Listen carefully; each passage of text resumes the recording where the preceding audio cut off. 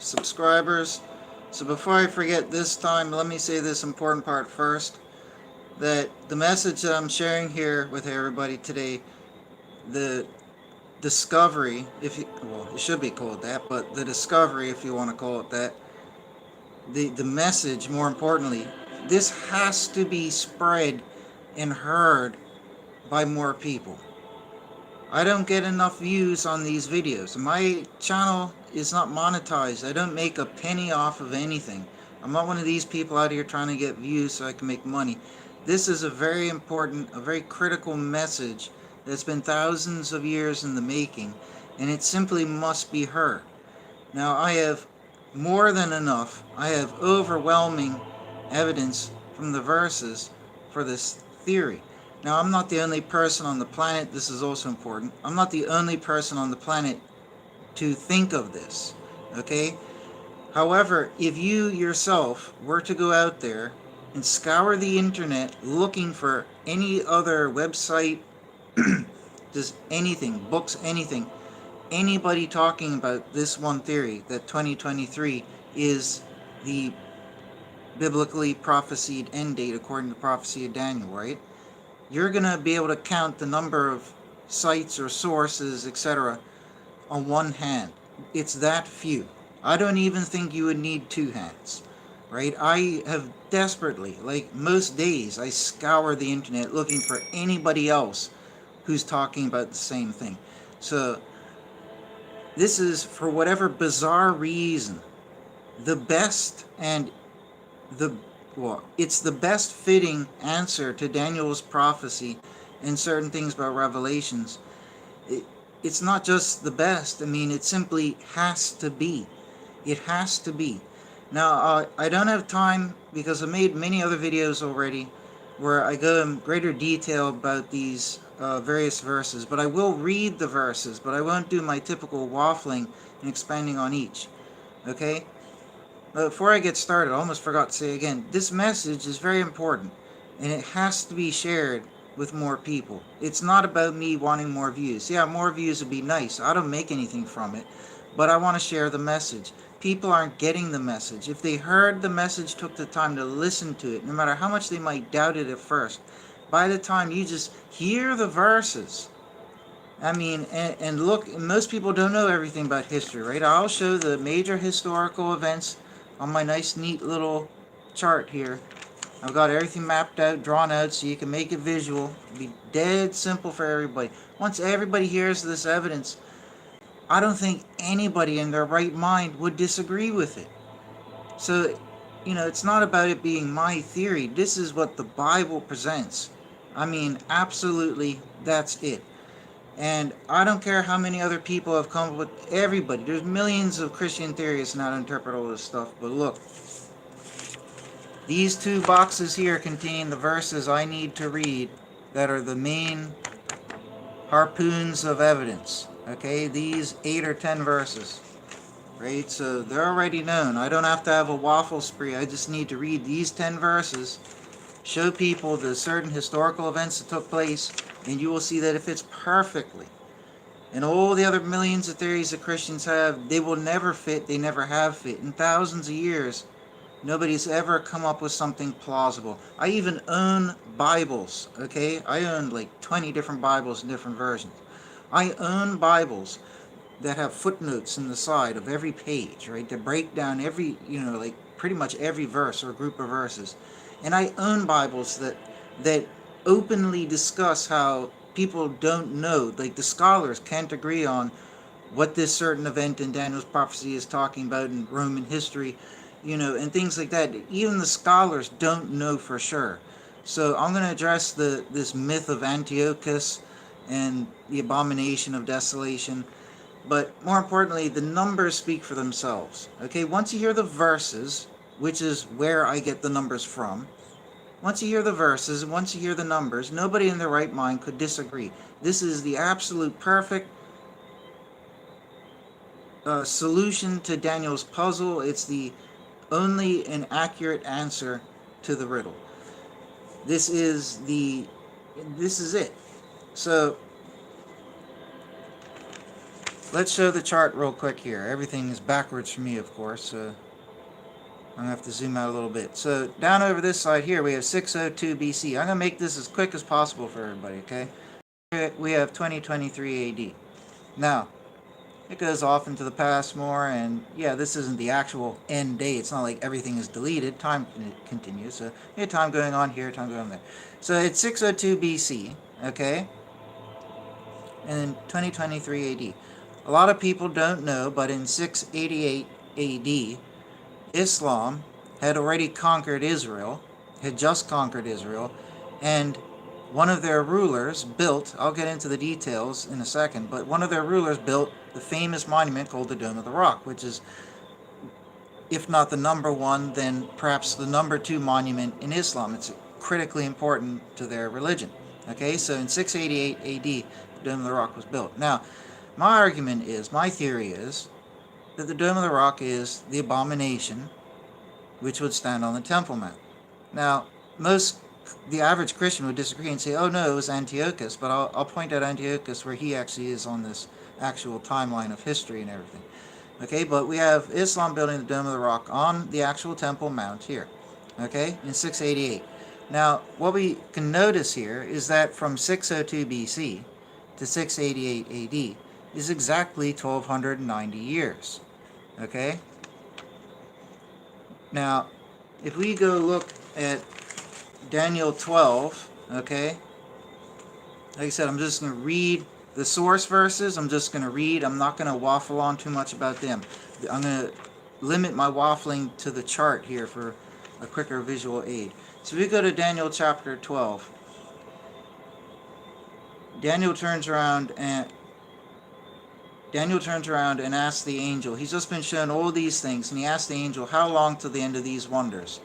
Okay, and in verse 7, the angel says, after a time, times and a half, and at the completion of the scattering of the power of the holy people, meaning the exile, finished are all these.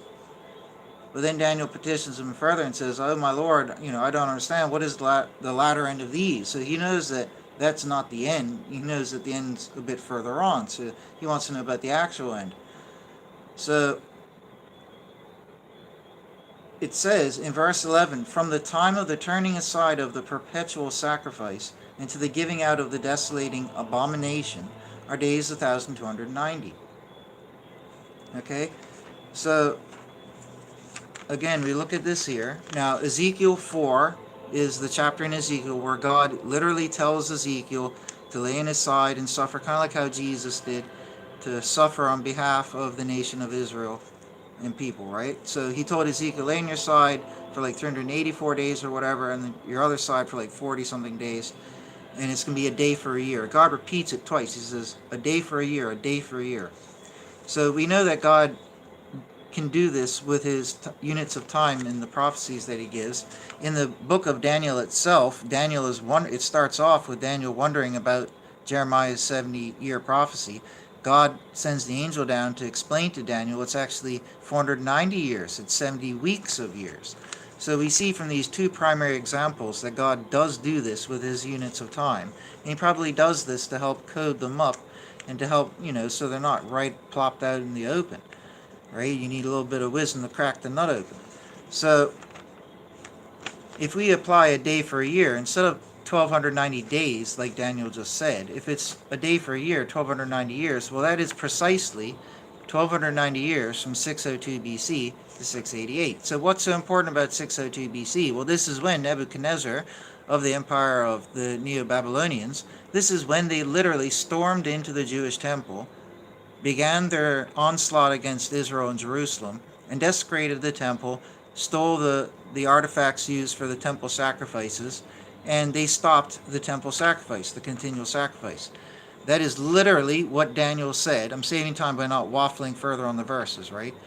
Instead of reading it again to stress things, you can do that yourself in your own time, but this literally what Daniel just said that I just read. Okay? That took place in 602 BC. Which is precisely 1,290 years from when Islam built the Dome of the Rock on the Temple Mount. Okay? So that's the first thing. Then you might say, okay, well, how about this 1260 here?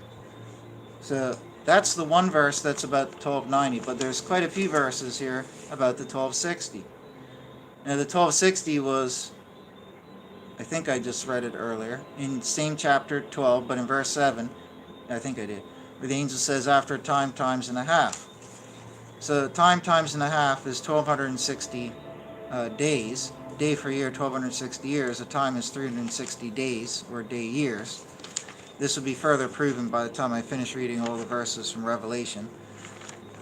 But 3.5 times is 1260 years. So if this were to be the case, then 1260 years from the Dome of the Rock brings us to 1948 AD. What significant thing happened in 1948? Well, if you're Jewish, you wouldn't even have to blink an eye to know the answer. This is probably one of the most important time period, one of the most important events in all Jewish history. This was the rebirth of Israel, when after a great war with Islam, and the remnant of the Empire of Islam, the Arabs and all that, this is when they got the right, the Jews and Christians got the right to live in Israel again, and Jerusalem. However, the Dome of the Rock still occupied the Holy Temple Mount. This was a pinnacle, super significant year. This is no slight thing. So that is exactly 1260 years from the Dome of the Rock. So considering that the Dome of the Rock being the abomination, to the end of these wonders, the angel says 3.5 times, 1260 years. So to the end of these wonders, well, it's not just, we know that the dome still stands now.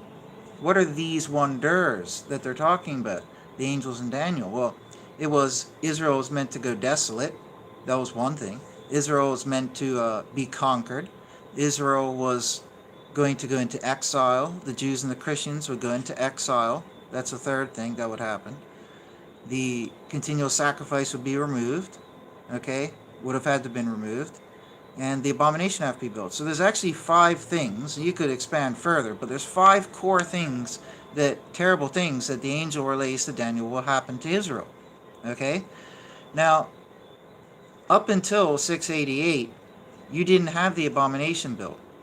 So, and the exile, even though Israel fell to Rome in 70 AD, there were still Jews and Christians living in Rome until the 600s. Okay? It was Islam that conquered Israel in 637. Okay? If not a little bit before. There's a little argument on that. But this is when Rome overthrew Israel in 70 AD. This is when Islam overthrew Israel. Okay? Now, there were Jews and Christians in Israel this whole time. So whilst the exile still started around here, a lot of people still lived in there. And they still lived in there even when Islam came and conquered. Okay?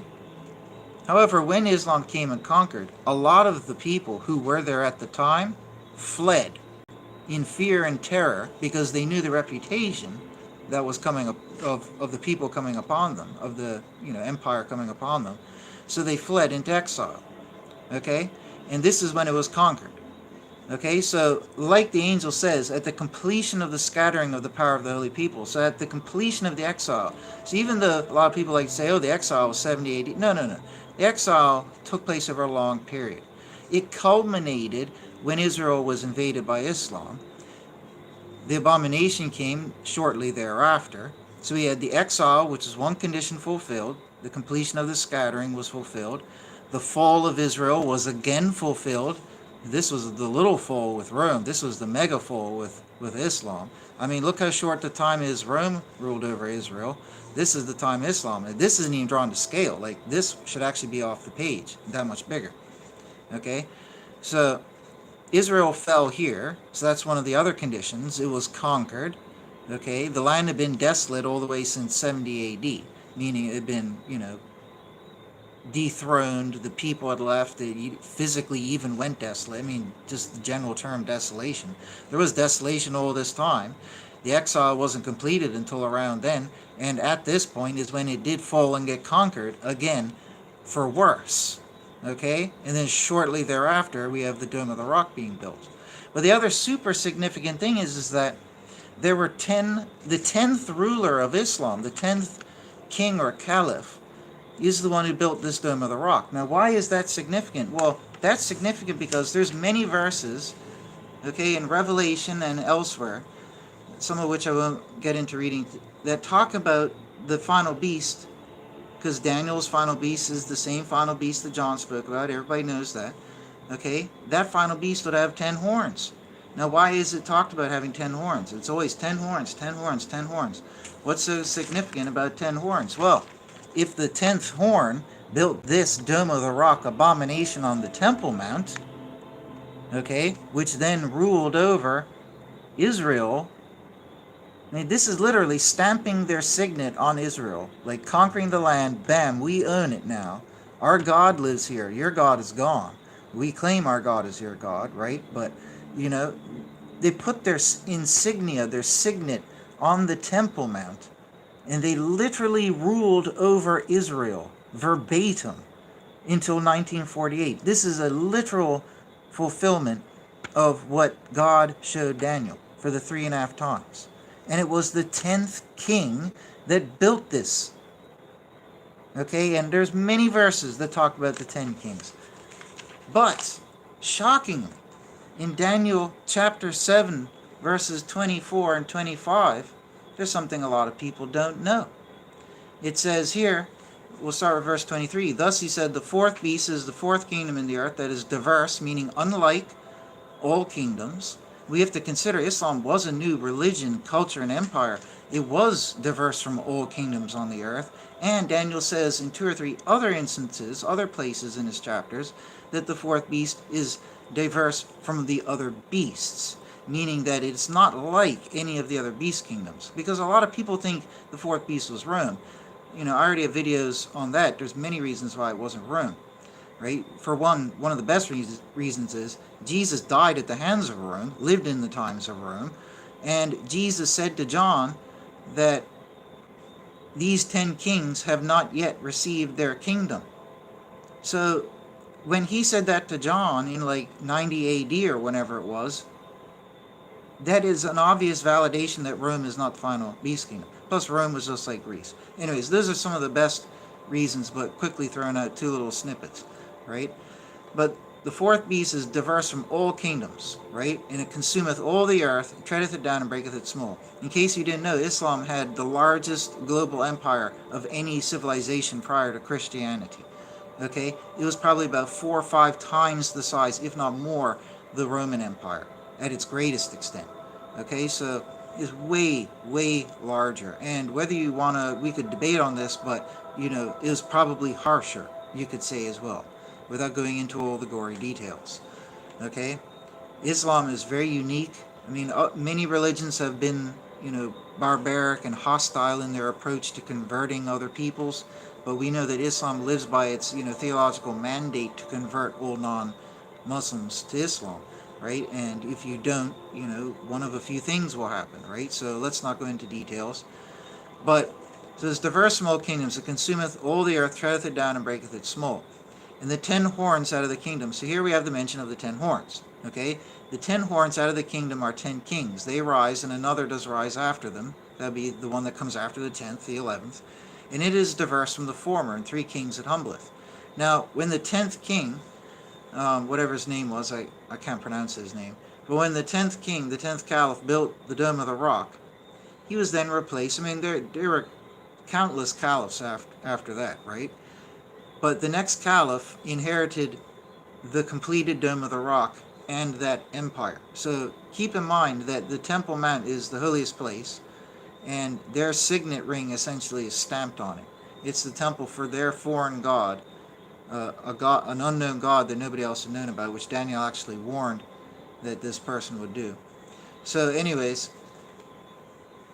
it says here, where is it? The 10 horns out of the kingdom are 10 kings. They arise, and another does rise after them, and it's diverse from the former, and 3 kings it humbleth. And words as an adversary of the Most High does speak, and the saints of the Most High does wear out, and it hopeth to change seasons and law. Islam did do this. They changed the seasons and the law. They literally rewrote the entire actual law and Torah, right? But going on. And they are given unto its hand, this is the important part, till a time, times, and division of time. Okay? And the judge's seat in its dominion they caused to pass away, to cut off and to destroy unto the end. Okay, so for 3.5 times, but yet they will rule until the end. We know in the beginning chapters of Daniel, he says, when he's talking about the statue prophecy, he says that the iron legs are the fourth beast kingdom, but, it dwindles out, and in the final years, it's like iron mixed with clay in the toes. Okay, so we're at the end. So whilst the major empire crumbled before 1948, its grip on Israel fell in 1948, his global empire fell, I don't know, 100, 200 years before that. Even though that would happen, which is what Daniel said would happen, it would still persist and then mingle with the other kingdoms, most importantly with the Jews and Christians, which we do see coming true today. And not only that, but they are beheading the Jews and Christians, just like the Bible warns would happen with the final beast kingdom. Okay, and forcing people to convert. The caliphs who built the Dome of the Rock and the one who came after instilled a currency where you had to have this currency in order to do anything, buy or sell, eat food, absolutely anything. And this currency had the Bismillah on it. And the Bismillah is like a 99% identical match to what John wrote in Greek for 660 and 6 in the three unique Greek numerals, symbols. He didn't write 3 6s. That's not how it works. A lot of people don't know that. So he wrote I have it over there, but I don't feel like getting up. He had these 3 symbols, and it's a perfect match for the Bismillah in Islam. The Bismillah is basically where you swear your soul in allegiance to Allah. And in Islam, they literally put the Bismillah on their forehead or the right arm. When they go off to battle and stuff, they literally, you can see it in the photos, they have it on bandanas on their forehead and on their right arms. So, I mean, it's an utter fulfillment of what Daniel and Jesus and everybody warned about.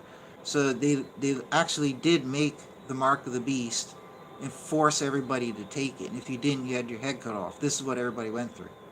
Okay, that's happened in history. And we would be shameful to ignore that and pretend it's going to be some event in the future.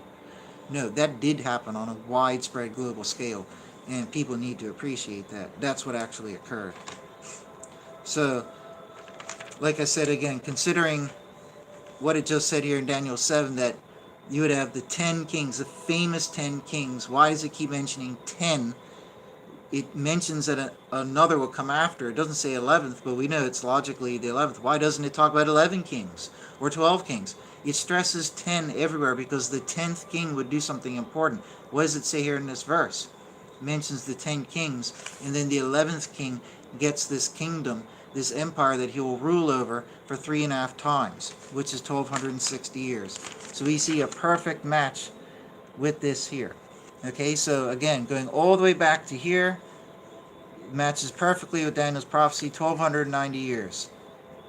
From the desecration of the temple sacrifice at the hands of Babylon, all the way up to the Dome of the Rock, exactly 1290 years. From the Dome of the Rock until the rebirth of Israel, when Islam lost its grip over Israel and Jerusalem, 1260 years exactly. So in Daniel chapter 12, he says that there will be an additional 75 years. When he quizzes God, and he said, well, not quizzes, but he pushes God for further information and says, when is the actual end? And God tells him 1335. Blessed is he who makes it to this point. So that's an additional 75 years, which would take you to 2023. Now, further evidence for this is, notice 1948, rebirth of Israel, 2023 is the hypothetical, therefore, end, 75 years later. If you were to search the Bible yourself for 75 years as a term, you only find a few verses where it's mentioned. 75 years. One of the verses is about Abraham, where it says, of all the things written about Abraham, it only mentions his age a few times. And this is one of them.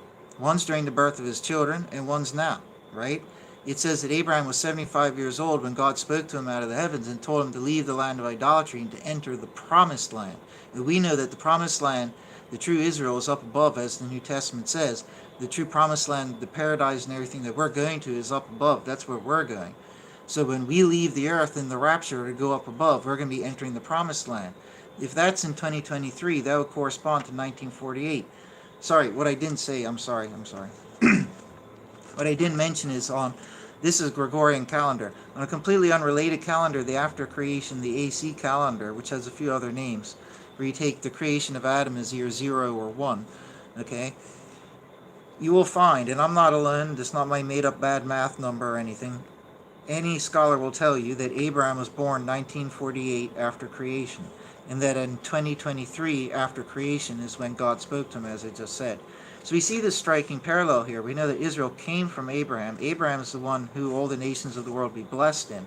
So it's just a striking poetic parallel, and it cannot be a coincidence when you factor in all these numbers that Daniel was given from God fit perfectly with these events that transpired in verified history. Okay, this is the best fit for any interpretation of Daniel's prophecy and such, right? But there's actually more. If we go to Daniel 11, where is this one here? Daniel 11. No, it's over here. In Daniel 11, it's talking about, I don't have time to read the whole chapter, but I've done that in other videos.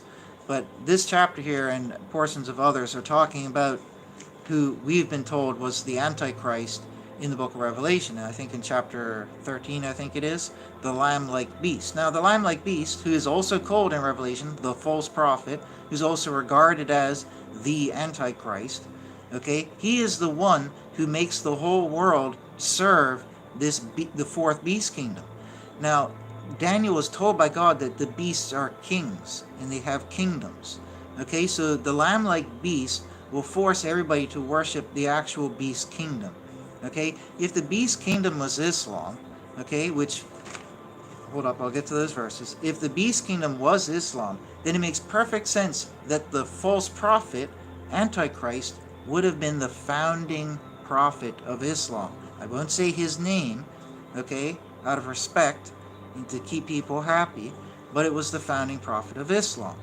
Now, it would be very fitting lamb-like, because he even adopted Jesus into his own version of Jesus into his new religion. And there's so much I could say on this topic, but I don't have time, and I don't have time to read through this whole chapter. But if you read through this chapter and all the other applicable verses, they 100% apply to that individual, the false prophet. And it is said in Revelations that this false prophet will make fire come down from the heavens. Now, if you search the Bible yourself for fire coming down from the heavens, that only occurs in a few instances. It occurs when God, back in the good days, when he was sending fire down from the heavens to confirm the sacrifices that the Jewish priests would make. Okay? That was in the glory days of Israel. Now, after that, the only other talk is about when he's raining down fire and hailstones from heaven like on Sodom and such to destroy things. Okay, so when you're talking about fire from the heavens, it's going to be one of those two options in a biblical sense. Okay, now the prophet of Islam did many miracles, allegedly. A lot of Jesus-like miracles, allegedly. And they believe this, teach their own. But it is said that when he officiated his first sacrifices, because he rewrote the law, rewrote the sacrifices, when he did his sacrifices, that fire came down from Allah in the heavens to confirm the sacrifice. So, if these things are what they record about their own prophet, okay, so that is 100% fit with what Revelation says would happen. So all of those things, and there's so much more. I could go on for about an hour or two on that. There's so much I could talk about. But all of those other obscure verses that I'm not reading out today fit and apply perfectly with Islam as the final beast kingdom and their founding prophet as the false prophet Antichrist. In fact, when Jesus is asked about the definition of Antichrist, Jesus says there's many Antichrists, but he says that if you deny that I am the Son of the Father, you're an Antichrist.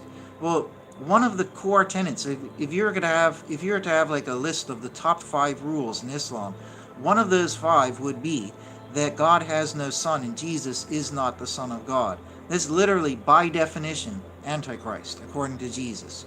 Okay, but not only that, Islam, as part of its core principles, denies the baptism, denies the Holy Spirit. It even teaches that when Jesus returns, he will punish and behead the Christians. I mean, there's just so much. I mean, there's so much that I could say. But it is an utter fulfillment. So if we go and look here at Daniel 11, out of everything that I could read, just this one bit, because it's talking about the 10 kings, right? It says, and strong ones out of him, the him would be the Antichrist who's being spoken about, and strong ones out of him stand up and have polluted the sanctuary, the stronghold, and have turned aside the continual sacrifice, and appointed the desolating abomination. That's one of the only places that mentions the abomination at all in the book of Daniel. I know because I checked on this. Okay? And this is therefore one of the only, if not the only, of the few verses that actually pinpoints it in a timeline. It's talking about this despicable one who's detailed in the chapter, which I don't have time to read, and out of him strong ones will come up. Well, after the founding prophet of Islam died suddenly, his followers scrambled for rulership, and that's when they formed the caliphate and the caliphs. Okay? It was the ninth caliph, who is therefore the 10th, because the founding ruler would be the first, the founding prophet would be the first ruler, okay, who was the 10th. Okay? Now,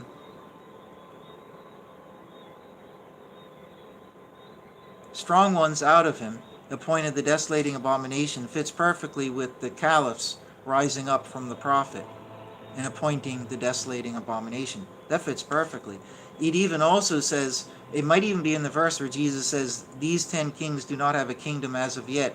And it might even be in that verse where he goes on to say that, but they received their kingdom in 1 hour with the beast. Now, guess what? If the beast kingdom is Islam, okay? Now, let's look at the chart here. Okay, 637, if I'm not mistaken, is when the founding prophet died. Okay, and the caliphs, the one or two who came in right after him, are the ones who stormed into Israel and conquered it. Okay, so basically 637 is the year that, he died and the caliphate took over. We had the first king or two. Okay, the first one's only ruled for like a year each, I think, right? So that's in 637. Now, the interesting thing is that because each of these caliphs ruled for such a short period of time each, the total from, I had it written down somewhere, the total from when the first caliph rose to power in 637, in 632 I think it was, I have it written on another piece of paper, I can't be bothered to rip everything around looking for it again. Actually, it might be right here, one sec. So from 632 to 685, that's the first 10 kings, okay? That's a span of 53 years. Now, Jesus says in the same hour. Now, if a day is 1,000 years with God, if you break it down according to the Mass, you get approximately 42 years would be an hour. Now, whilst this is 53 years, I mean, come on, we have so many other things fitting perfectly. Nobody else has even thought of that. But the fact that, we're still within about 10 years from the hour quote, that's such an obscure reference, within the same hour receive power in their kingdom. I mean, that's just further fulfillment again. So if you look at this long timeline of history, in that one short hour of 42 years or so, bam, you have all those kings cropping up. 10th king, bam, builds a dome of the rock. They rule over Israel for 1,260 years. And then bam, you get the final generation, the final 75 years. This is what's been laid out. So those are the verses from Daniel. So let me close those down real quick. The other interesting thing is if we go to Revelation 12, okay, in Revelation 12, it's talking about the period of exile. And it says here that Israel has just born Jesus. In verse 5, I'll try to save time and cut some stuff out, right? So Israel has born Jesus. Jesus dies and is caught up to God's throne. He dies, he resurrects, he ascends up. But it says here in verse 6, and the woman Israel, representing the Jews and the Christians, did flee to the wilderness, that's the exile, where she is a place made ready from God, that there they may nourish her days 1,260. So that's 1,260 days again. Is this 1,260 days or a day for a year? 1,260 years. Well, we know instantly that it wasn't a 3.5-year exile, so we know that's ruled out. It had to be a day for a year. It had to be 1,260 years. So where would 1,260-year period of exile fit on this time chart? Well, I tell you, boy howdy do I tell you, does the 1260 go bunk right there. And that is when that exile took place. That would be literally the end of the exile, because at that point there, the Jews got their homeland back. The Jews and the Christians got the right to come back to Israel in Jerusalem. Bam! Perfect fulfillment there. And that's when the completion of the scattering of the holy people occurred. So that is the period of the exile. That's when it was the completion of the scattering was completed. That's where you obviously logically take the measure from. 1260 years later, bam, right there. So it fits with Revelation 12. And then lower down Revelation 12, if we get to verse 14, after Jesus ascended up and cast Satan down, it's talking about the same thing. Israel goes into exile again. It says in verse 14, the same thing just repeated in parallel. It says, and there are given to the woman 2 wings of the great eagle, that she may fly to the wilderness. Even the same words used. To her place where she is nourished at times and half a time from the face of the serpent. That's 3.5 times. That's 1260 days. 1260 years.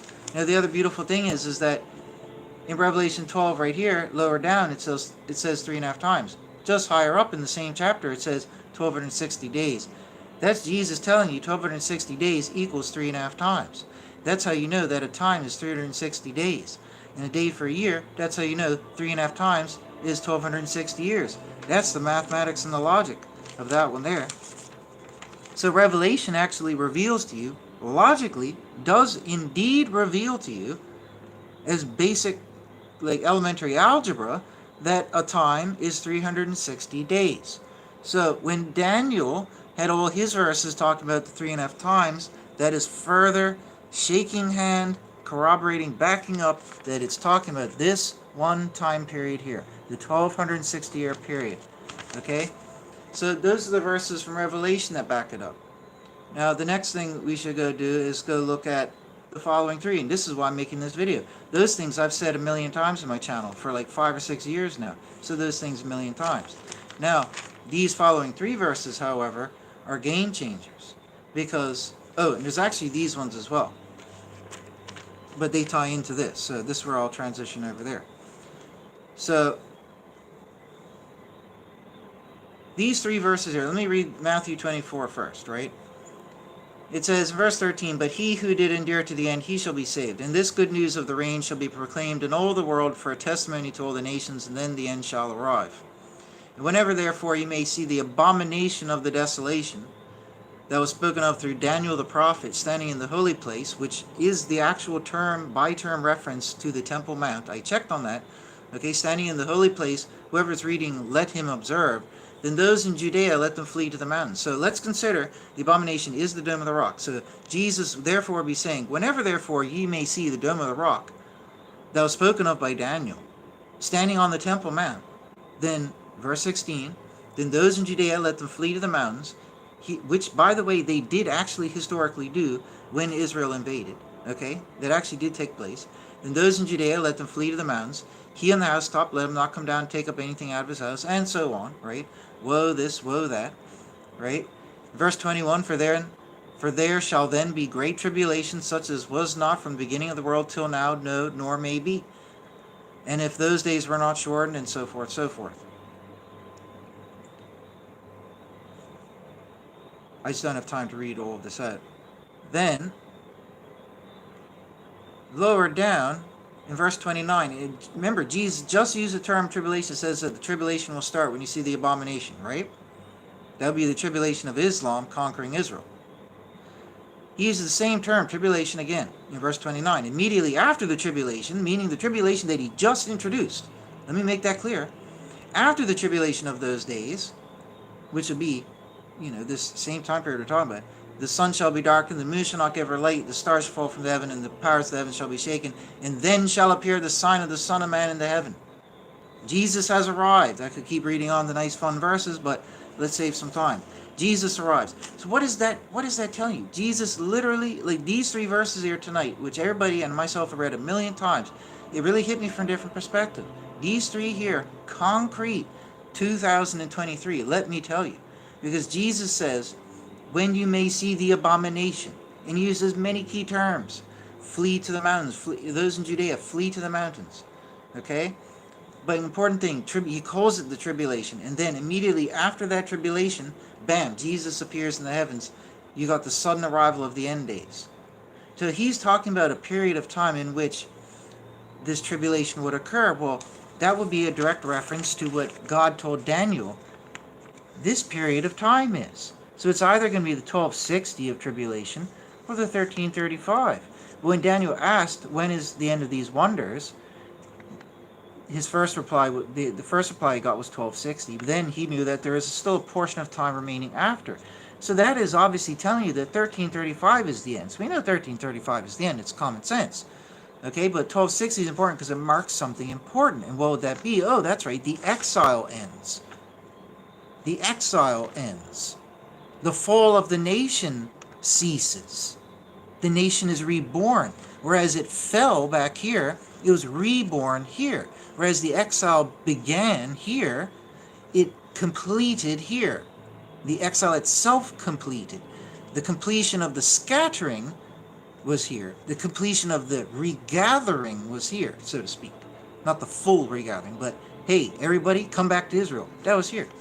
Okay, you cannot deny that this is a perfect fulfillment. So this is the end of the end of the end. Okay, this is when the judgment day will come. That is your lot at the end of days. Okay, so what is the period of tribulation? Is it just the 1260?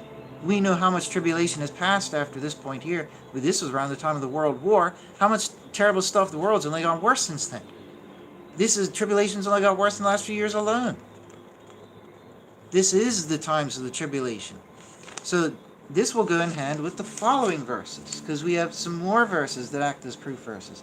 If we go over to Revelation 11:2, in the vision, they're measuring up the sanctuary, the Jerusalem, Israel, all that, right? And it says, the court that is without the sanctuary, leave out, don't measure it. Thou mayest not measure it, because it was given to the nations. In the holy city, they shall tread down for 42 months. Now, what is 42 months but 3.5 years? What is 3.5 years but 1,260 days? A day for a year. That's code, blatant code, for 1,260 years. Now, if this theory is correct, it says that the nations, essentially, would trample over Israel for 1,260 years. Well, let's look at history. Did that ever occur? Yes. Well, starting from here, a nation trampled Israel and ruled it over. And ever since that occurred, they fought with everybody. The Knights Templar, everybody under the sun, fought on Israel and over Israel up until this very day. I mean, Hitler tried to exterminate them, for heaven's sake. You know what I mean? And so forth. War ever since then till this very day. Like the toes say, the metal and the clay fighting each other. Okay, so yeah, it's definitely been fulfilled. The nations definitely did trample over Israel in this time here. You couldn't say such over these periods here, because in this period here, Grecia ruled it over, and this period here, Rome had a stiff hand ruling it. Here was Cyrus with the Medes and Persians, and here was Babylon with Nebuchadnezzar. Oh no, they weren't sharing that land with other people, but it's not like they shared it, but everybody was ticked off, because you know what was different at this point here than here? You had Christians on the earth. The Christian empire had started. It was only getting stronger and stronger, and continues to get stronger as it goes. That was their major opposition. Who do you think got Israel reborn at this time? It was the Christians fighting on behalf of the Jews, who were the victims. Thank you. Okay? Even though this was separate, this event was separate from the Arab War between Islam and Judaism. You know, it's the same time period as the Second World War, right?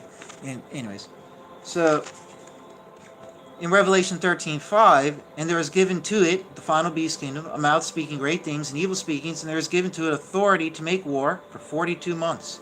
So the beast kingdom, the final beast kingdom, we're told how long it would rule for. Is it 3.5 years? Nope, by everything else I've just covered, we know, oh boy, howdy, without a shadow of doubt, that the beast kingdom would rule for this period of time. So the beast kingdom would rule over what? It would rule over Israel. Thank you. So the beast kingdom would rule over Israel for 1,260 years. This is when they stamped their dome of the rock on the Temple Mount and took it over. This is when they had to give it up to Jews and Christians again. Well, I would say that is a perfect 100% fulfillment. Absolute fulfillment. And all the 10 kings rose to power in just 53 years. In basically an hour, like Jesus said would happen. Okay? So all of that is not a coincidence. Now, a lot of people have said, oh, it's Antiochus who put the abomination, a statue of Zeus in the temple and all of that. Like a statue of Zeus in the Jewish temple, that Rome built the Jewish temple. And you think one Roman guy coming and putting in one statue at one time is anything in comparison to an entire new religion, nation, everything conquering, overthrowing, rewriting the Bible, yada, yada, yada, yada. fulfilling everything under the sun. You can't compare Antiochus' little statue to this. Okay, Antiochus was around 200 to 187 BC when he did that. Wherever he is, I can't read backwards. He's over here somewhere. Okay, now if the time period was 3.5 years, nothing that happened back then is of any relevance. Just like my Bible commentaries say in the Bibles that I possess, like I mentioned earlier. That's why scholars just scratch their head and pull straws. Antiochus is one idea, another idea, another idea. They have all these different people or ideas. Why? Because none of them make sense. It doesn't fit with anything. And if you take it as 1260 years, it doesn't fit with anything. What does fit perfectly? This one here. Thank you, because that is the solution. All right? So I've read the 3 verses from Daniel. I've read the 2 verses from the 4 verses from Revelation. So let me close that window. Let's get back into Matthew 24. So in Matthew 24, Jesus called the period when the abomination would arise, flee to the mountains, blah, blah, blah. This would be the period of tribulation. We know that that's the period of tribulation, when all those things would take place. We still got the terror groups doing all that atrocity over here now, beheading the Jews and Christians, forcing them to convert. Still got the very things the Bible said would take place, taking place in many places in the world. In Africa, where they're kidnapping and raping children, enslaving the poor little children as sex slaves.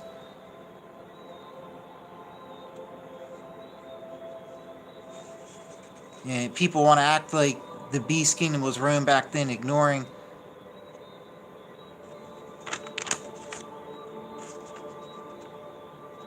all the evil in the world today. So that's what's taking place today in the name of Allah. Anyways, may compose myself. So Jesus very clearly said, once you see the abomination, those tribulations happen. And he says, bam, in verse 29, at the end of those tribulations, immediately after those tribulations end, Jesus arrives in the heavens. When does Jesus arrive according to my timeline? Bam, at the end, 2023. That's precisely bam at the end of those tribulations. The tribulations that are marked by the start of the abomination, the Dome of the Rock. So the 1335 later, bam, Jesus arrives. According to this timeline and according to Jesus. Right? If we go look at Mark 13, in Mark 13, verse 14, and when you may see the abomination of the desolation that was spoken of by Daniel the prophet standing where it ought not, whoever is reading, let him understand. Then those in Judea, let him flee to the mountains, and he upon the housetop, let him not come down to the house, nor come in to take anything out of his house, and so forth, repeating the woes and this and that there. For those days shall be tribulation, such as not been from the beginning of the creation that God created till now may not be. And if the Lord did not shorten the days, no flesh would have been saved, and so forth.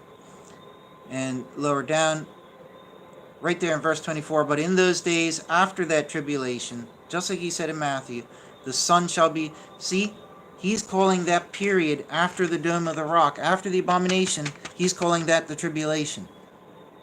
So this is the tribulation period, okay? The grand period of tribulation, not the final 3.5 years, right? But whatever, right? That is the period of tribulation. And he says here, in those days, after that tribulation, the sun will be dark, and the moon will not give her light, the stars of the heaven will be falling, the powers of the heavens will be shaken. Then they shall see the Son of the Man coming in the clouds with power and glory. I really hope he does, man. It's making me emotional. And he'll send his messengers and gather together his chosen from the 4 winds, from the end of the heaven to the end thereof. So, that's the second confirmation that those tribulations start at the abomination, and at the end of those tribulations, which we are told is 1335, will be the arrival of Jesus. Okay, that's Mark 13. Let's go to the last one, Luke 21. He says in verse 20, and when you may see Jerusalem surrounded by encampments, again, Jerusalem was surrounded by encampments when Islam overthrew Jerusalem. They tented up around them. When all the people saw this happen, they knew that Islam had done similar to all the other surrounding nations. They fled to the mountains in fear and terror. The Jews were fleeing on the Sabbath to try and evade their captors, but their captors maliciously would hide out and ambush them. These are historical facts. All the things Jesus warned about came true. When they conquered lands, they came to one Jewish city. This is one of the worst stories I've heard. And there's worse things, but one of the things I could actually state, they came to the city, the Jewish leader of the city, like a coward, bowed down and converted to Islam so he wouldn't have his head cut off. The other Jewish priest leaders, they had their heads cut off. So he had to stand with the Muslim invaders as now a Muslim, and they forced him to watch the following. They gathered thousands of the Jews and Christians from the city, and any girl, no matter if she was a baby, a woman, any woman, girl of any age, was taken as a sex slave or servant of some sort. Okay? Any and all of them. So say goodbye to your mother. Say goodbye to your daughters, your newborn baby girls. They're now sex slave objects for these invaders who literally just use them in their harems with like 10, 20 women that they just come in and command to fornicate with them when they want. Okay, and it would be your daughter, your mother, your grandmother. You know what I mean? The ultimate evil. But not only that, they ordered all the men who are visibly of adult age to either convert to Islam or have their heads cut off. Anybody who resisted, refused, had their head cut off. So many converted. I can't remember how many converted. But when it came to the children, they have a different rule in Islam. So if a child is in puberty, then he is an adult and must be tried as an adult. So in order to verify if the children were in puberty,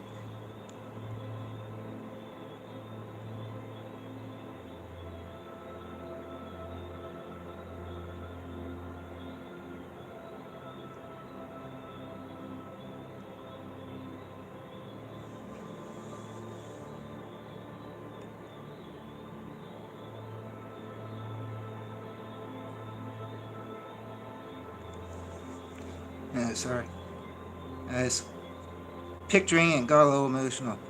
In order to verify the children were old enough to murder, they made all the children take off their clothes, and they had people coming around and examine their genitals for pubic hairs. If they found a single pubic hair on the child, even if the child was 6 or 7 or 8, they would get their knife or sword and just cut his head off. Or take him as a slave. I mean, it's just, they did this everywhere they went. They do this to this very day with their terrorist groups. How anybody could turn a blind eye to that facet of history and deny that Islam has a place in the beast kingdoms is beyond me. But they do this to this very day. Absolute sickening atrocities. So anyways,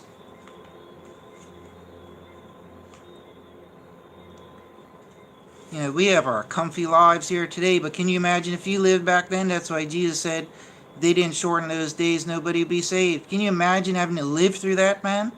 I know there are barbaric Vikings and there's always been barbaric peoples and atrocities happen, but I mean, for these people to be coming out so pompously, this religion of Islam, acting lamb-like, they're above and with Jesus and above Jesus, they're prophets greater than Jesus, they say. And for them to be coming out having rewritten the Bible as the Quran, rewrote the law of God, took away the baptism, the Holy Spirit, the sonship of Jesus, you know, they're literally the lamb-like Antichrist, and they're marching around doing disgusting atrocities like this. I mean, keeping the little girls as sex slaves is even worse than having a young boy having his head cut off. I mean, because they undergo continual torment.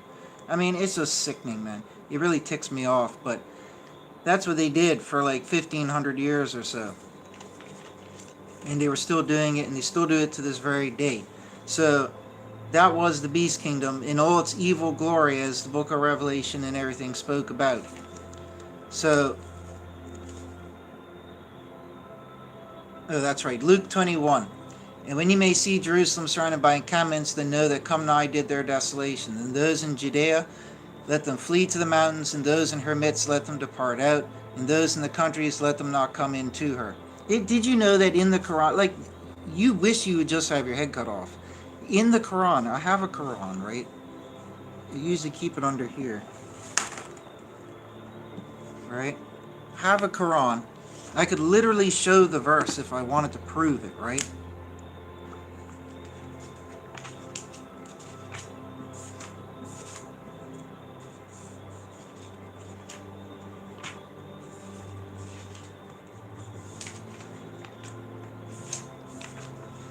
Ah, right here.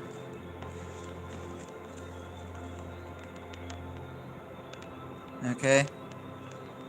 The recompense of those who wage war against the law mean you reject Islam and his messenger, the Prophet, and do mischief in the land. Mischief can be defined as believing your other religion, is only, this is what the Quran, their Bible, prescribes as punishment for rejecting Islam. Your only punishment is that they shall be killed or crucified, or their hands and their feet be cut off from opposite sides, or be exiled from their land. That is their disgrace in this whatever else going on. It literally says that in the Quran. Okay? So, when they went around, there were thousands, millions of people and children who were being raped, enslaved, hands, feet cut off, and everything. When the terrorists went into that mall in Kenya, the things they did to the people, they can't even put into the news because they're so graphic. In Kenya, they they followed a verse from the Quran where it says to cut off their fingertips, right, and write in their blood or something. So they literally cut the people's fingertips off and forced them to write Quran verses with their finger stumps. I'm not lying. They couldn't put that in the news, international news media, because it was so stomach churning, knowing that they did this to mothers and children and everybody, right? So these are the things that they've classically did from day one, intangibly, visibly still do to this very day. And it's verbatim from their book to do those things. This is by definition the Antichrist. If anybody wanted to know who the Antichrist was, it was the founding prophet who brought down false fire from the sky to confirm his miracles. Okay? He brought people back from the dead, it says. Okay? He multiplied food just like Jesus, if not better, it says. Okay? So that's the false prophet. That's the lamb-like beast. And when he died, the 10th king built this on here. So I'm sorry, but this is it. This is the absolute fulfillment of it, okay? But it says here, those in Judea, let them flee the mountains, and those in their midst, let them depart out, and those in the countries, let them not come in to her. Because these are days of vengeance, to fulfill all things that have been written. And woe to those with child, of those giving suck in those days, for there shall be great distress in the land and wrath on his people, and they shall fall by the mouth of the sword of Islam, and shall be led captive to all the nations, which did take place. And Jerusalem shall be trodden down by nations, till the times of nations be fulfilled. Right now, the Islamic slave trade, where they enslave other peoples, is huge. There's about 40 million, I think, Caucasians who are enslaved alone in the world. Primarily, they're all Christians. A lot of it's in the Middle East, and a lot of it's in Africa, the two major centers. Okay? Still happens to this very day. Very day. Okay? They led captive to all the nations, and Jerusalem shall be trodden. Listen what Jesus says. And Jerusalem shall be trodden down by the nations, till the times of nations be fulfilled. What will be the times of nations? Be the 42 months, where Jesus said that the nations would trample Israel, Jerusalem, for 42 months, which is the 1260 years, when, by history, Islam and the nations trampled over Israel and Jerusalem. Okay? But guess what Jesus says here? This is the best one. And Jerusalem shall be trodden down by the nations, till the times of nations be fulfilled. And then there shall be signs in the sun and the moon and the stars, and on the land distress of nations with perplexity, sea and billow roaring, men fainting at heart from fear and expectation of things coming on the world. For the powers of the heavens shall be shaken, and then they shall see the Son of Man coming in a cloud with power and much glory. And these things beginning to happen, bend yourselves back and lift up your heads, because your redemption does draw nigh. There you go, folks. So Jesus made it clear in Matthew 24, Mark 13, and Luke 21 that you get the abomination, then you get the times of nations, which he calls the time of tribulations, and then immediately after those times end, which is the 1335, God told Daniel that the 1335 will be the end. So Jesus says at the end of those tribulations, and Daniel said at the end of those woes and tribulations, what happens? It's the end of days. You get the arrival of the Messiah, the judgment day. Okay, so that is the best evidence for this. Every Christian, every person needs to spread this knowledge, this information. Please give me credit where it's due. I worked incessantly on this for nearly 15, 20 years now. Okay, it's taken a lot of work. I did hours tonight alone just preparing for this video on how to, present it and everything. Okay, more people need to be talking about this. Churches need to be teaching this. I could call up churches and say, hey, I've got a theory, let me come teach it in your church. Nobody's going to listen to me. I use YouTube. I have access to billions of people in the world. I only get a couple hundred views. Why is that? This needs to be heard by everybody. Okay, this is what God said the end would be. These are the numbers God gave Daniel to calculate and understand with wisdom, know wisely, when thy lot at the end of days has come. These are the numbers, all right there laid out perfectly for you. Absolutely perfectly. Okay, these are all the verses that verify it. Perfectly verify it. I mean, how many ways did they pin down that 1260? We got Daniel, Revelation. Then we've got Revelation. That's what, 12? 1, 2, 3, 4, 5, 6, no, 7. Counted an extra hand. 7. 7 verses alone concrete in the 1260. 1 verse for the 1290. You got 1 verse for the 1335. Well, that's fine. That shows you the 1260 is very, very important. So there we go, folks. In case people didn't know, the continual sacrifice was desecrated and removed by even King Alexander and others, actually. King Alexander did it, I can't see backwards, somewhere around here, right? It was removed by a bunch of people over time. But the first one that did it was this one here. They actually took the stuff out of the temple. Very famous. It's in the Bible. It's in the Bible. These ones aren't. The imaginary ones people come up with aren't. This one is. Recorded in the Bible. That's the date. 1290 years from the Dome of the Rock, which is 1260 years from the rebirth of Israel, which is 75 years of final generation. And remember, there's those other 2 or 3 verses, I think 3 verses. It was Jeremiah, Zechariah, and Psalms that talk about, I have it in my other videos, that there would be this final generation of 70, 75, or 80 years. Why have you abhorred Jerusalem these 70 years? He said by one of those prophets. That's an indicator that you'd have 70 years after the rebirth of Israel. That would give us 2021. Another verse says that after 70 to 80 years we fly away, but that those years would be cut short. So it's fair to say that would be 75, which will land at 2023. And then we have another one that talks about the 70 years again. So we have many, many reasons. And another one I'll throw in here. The other day, I made a video where Jesus talks about, and it's in Hosea and other places. I go through all the verses in that video where it talks about 2 days will transpire, and then on the 3rd day we will rise. Okay? That is a very little minor little cherry on top here, like a sprinkle, really. It's nothing major, but I might as well mention it as well because that lands in the same period as well. I mean, it might be off by a few years, but I give a fair, reasonable argument in that video that I'm referencing for why the death year of Jesus, that's not even important, the year of his baptism, that's the important thing. Right, but anyways, watch that video. It's not worth fussing over because it's such a minor little point, like a sprinkle on top, but I just wanted to mention it. You basically have Jesus died around 29 AD, okay? Perhaps 26 AD was what I argued in the video, and there's good reason for that. But nonetheless, in either case, we're only fussing about a few years. But 29 AD, 2,000 years later, you'd have 2029, okay? So I made the point that, well, we know that the date with Artaxerxes could, according to historians, be pushed back about 3 years. So we pushed that back 3 years. Instead of dying in 29, Jesus would have died in 26. And we would have also known that, that Jesus spread his gospel for 3 years. So you take 3 years off that. What does that give you? Oh, 2023. Thank you.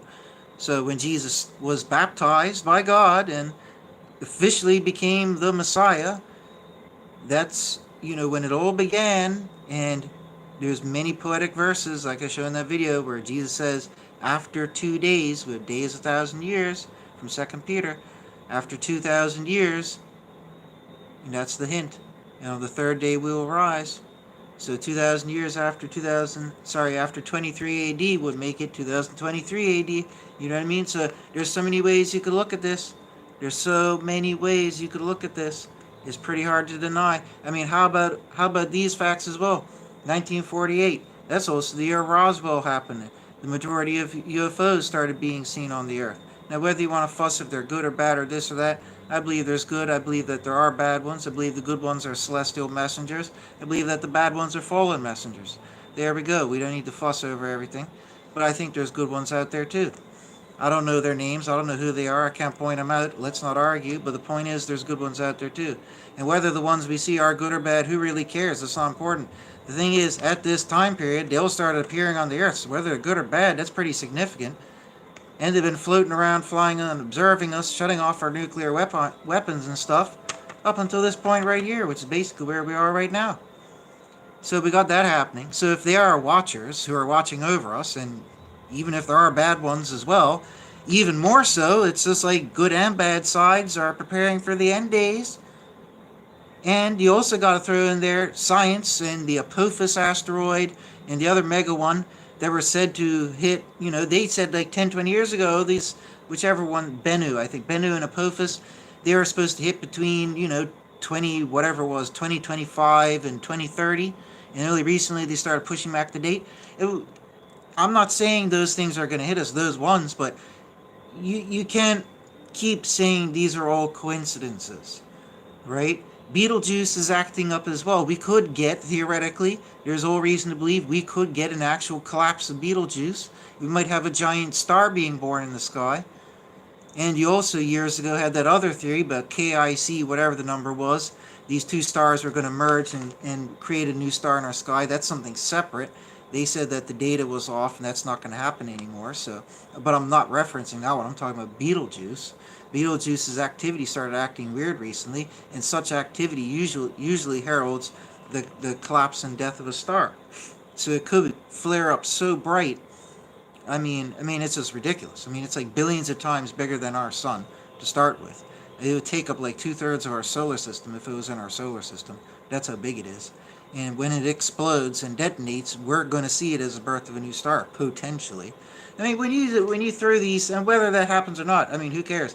When you combine all of that and all of these evidences, I mean, come on. The increasing of depravity on the earth, the increasing of environmental disaster magnitudes across the earth and prevalence and frequency of natural disasters, when you consider all of these things, the various diseases that have hit the earth recently, when you consider all these things, and NASA just blew up an asteroid, the Phobos one or whatever it was, Deimos or something, they blew up one of its submoons or something as a test. Test for what? I'll tell you what. Read the book of Revelation, tells you what, because it tells you right here, like Jesus said, I will suddenly appear. When the times of the nations are over, bam, I will suddenly appear and the stars will be falling. Go read Revelations. Watch my Revelations video. The first sign, all the way up to the last sign of the trumpet, seals, and vials, is falling rocks and fire down from the heavens. Countless verses in the Bible, Old and New Testament. It's going to be a cosmic destruction. And it comes immediately, bam, in 1 hour, bam, right there, when the times of the nations are fulfilled. But I tell you what, if I am correct and this is the end, we better start acting like it is and better start getting ready. Let me tell you that, boy howdy. Because if you don't, this will be more than just a picture on a piece of paper. You'll be looking at the pearly gates. Jesus will turn his back on you. And he won't listen to you. Right? That's how you better start acting and living like that might happen. Don't tell me, oh, my church says I got nothing to worry about. If your church tells you that, leave that church. Okay? You have no need that a man teach you anything. The Holy Spirit will teach you all things. Keep that in mind too. All right. Well, this is it, folks. God bless you all. Everybody take care.